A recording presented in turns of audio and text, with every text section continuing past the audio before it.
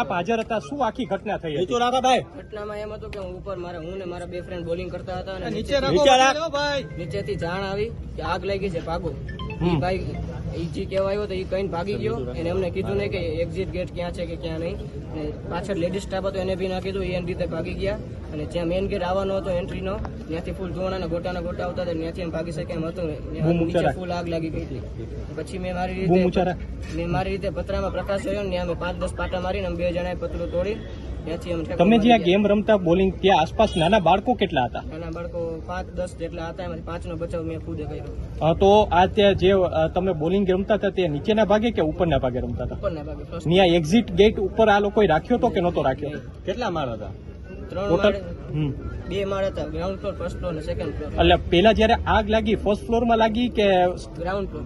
Ground floor. શું કરતા હતા, શું કામ લઈ ગયા? વેલ્ડિંગ કરતા હતા અને ગેસના બાટલા ફાટ્યા ને એ પ્રમાણે. તમે કઈ રીતના 5 જણાને બંધાવ્યા? ઉપરથી એક ભાઈ ને બાર હતું લોખંડ જેવું, ને પગમાંથી ઉભા રહીને બાળકોને કા કરતા હતા. હું નીચે.